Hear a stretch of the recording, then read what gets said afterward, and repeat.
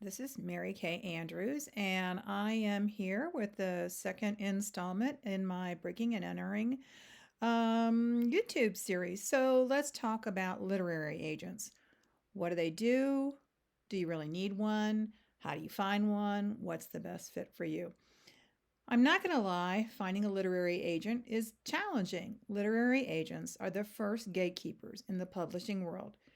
They choose which authors and projects they want to represent, work with authors to make their work the best it can be, submit their work to editors at publishing houses, and then work to get you the most favorable contract terms they can. An agent is the author's publishing partner.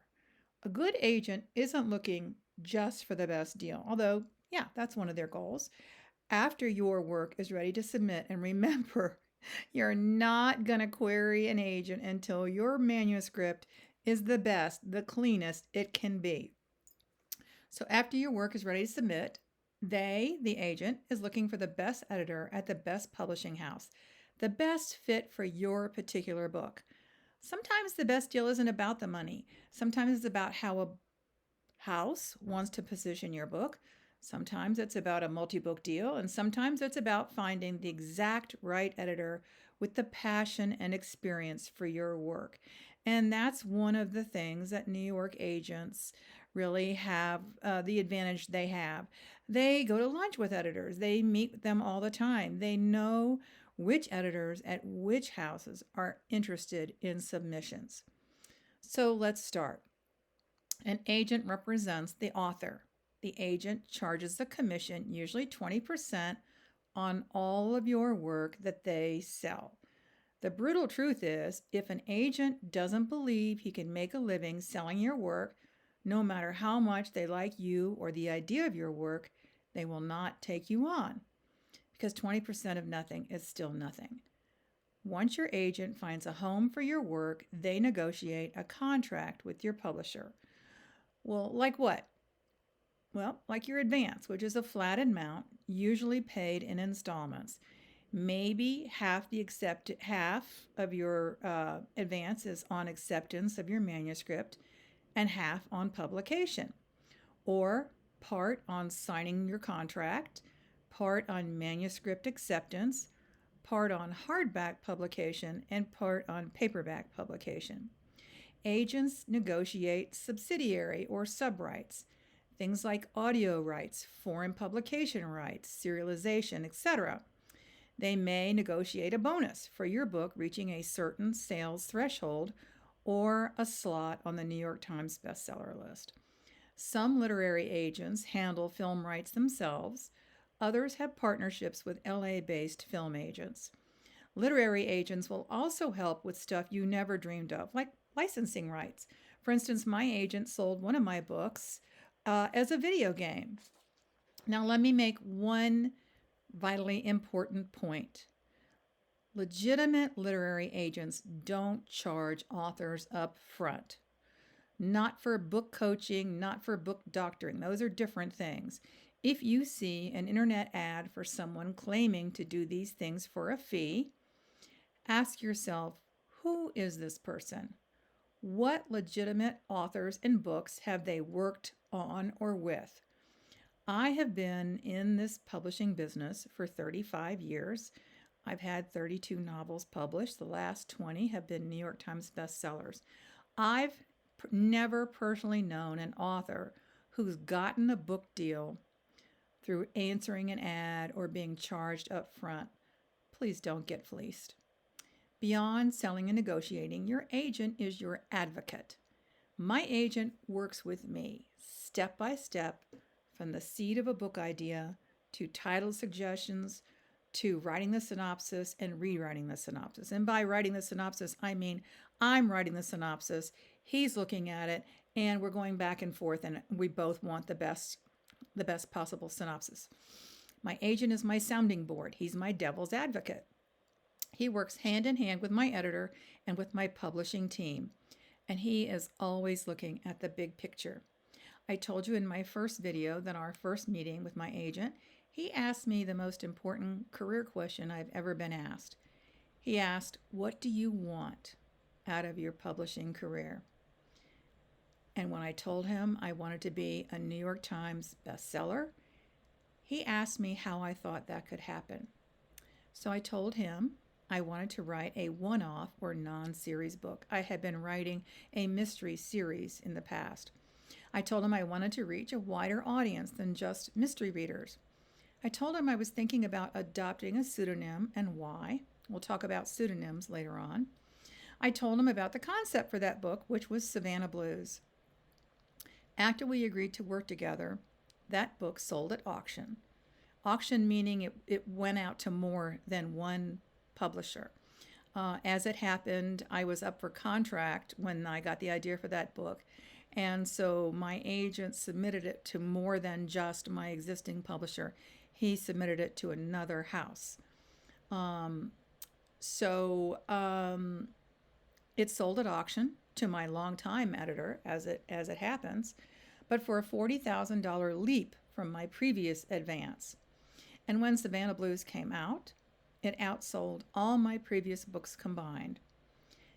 Later, when it became obvious to me that it was time to find a new publishing house, after 17 books with my previous house, my agent helped me navigate what was a very raw emotional transition that I could not have handled by myself. So, why do you need an agent? If you want to sell to one of the big 5 New York trade publishers, trade publishing is different from academic publishing. Trade publishing is basically the books you buy and read from bookstores. So the big 5 are Penguin Random House, they're the biggest, HarperCollins, Simon & Schuster, Hachette, and Macmillan, which happens to be my current publisher. Very few editors at those houses or any of their imprints will consider unagented or unsolicited manuscripts. Even if you did manage to get your manuscript in a slush pile at a big 5 house, unfortunately the odds are against your book getting seen by an editor. It might get seen by an intern, somebody who gets hired to go through the slush pile. But it's really challenging to get your book seen if you are unagented. So maybe you're not looking for a big 5 house. That's okay too. But you still need an agent, in my opinion, to negotiate your contract and protect your interests. Future you will thank current you when that 20% commission you paid your agent meant you did not sign away the farm in a contract you didn't really understand. So how to find an agent? Well, that's like finding a unicorn. First, you've got to know, as we discussed earlier, what your book is. Is it genre? Is it YA, which is young adult? You'll want an agent who handles the kinds of books you write. You can start your search for an agent by looking at the website for the Association of Authors Representatives. This is a trade group of agents that only accept agents who abide by standard industry ethics. You could also get an online subscription to Publishers Marketplace and look at their weekly deal list to see what agents are selling what books to what houses. You could go to the library and browse Writers Marketplace. You can go on Reedsy, Reedsy. You can Google literary agents and do a deep dive on agents who meet your criteria, or join an online writers chat group. Here's a hot tip. Check the acknowledgments page of books you think are like yours. Often, authors will thank their agents and their editors in their acknowledgments. Ditto authors' websites. Do you have a group of authors in mind whose work you aspire for yours to be like, or whose readerships you covet? Check the Contact Us page on those authors' websites. More often than not, their literary agents are listed as a contact. Another great way to look for an agent is to attend a writer's workshop or conference where New York-based agents are speaking. Come prepared with an elevator pitch for your book and a business card. And a business card does not have to be anything fancy. Your name, your contact information like your email, and that's it. If critique sessions with agents are offered or editors, do that. It is well worth your time and money to buy a critique session with an agent who's actively looking for new clients. Under no circumstances should you try to hand your manuscript to an editor or an agent or an author in a public gathering. It's just not done, and it'll end up in the trash probably. So, to recap, develop a list of literary agents who rep books like yours. Refine it to a short list. Make sure you check these agencies' websites for their submission requirements. You don't want to risk being bounced out on a technicality before your work is even seen. This is really important. It's all important, but figure out your elevator pitch. What is your book about? Who is it going to appeal to? What are your comp authors and books? Now, we'll talk more about this. I'm going to do an episode on writing a query letter. But here is an elevator pitch for my next novel, Road Trip, which comes out in June 2026. No, June 2025. What am I talking about? No, 26. Okay, here's the elevator pitch for Road Trip.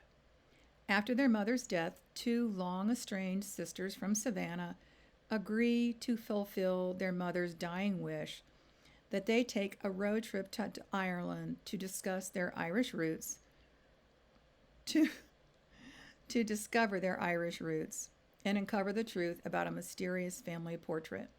Along the way, the sisters uncover long hidden family secrets and love in the places they least expect. This book is categorized as women's fiction rom-com for readers of Ellen Hildebrand, Emily Henry, Catherine Center, and Annabelle Monahan. And the next thing you need to know, and that's what we'll talk about next, is how to write a kick-ass query letter. And we'll tackle that in my next video. Thanks.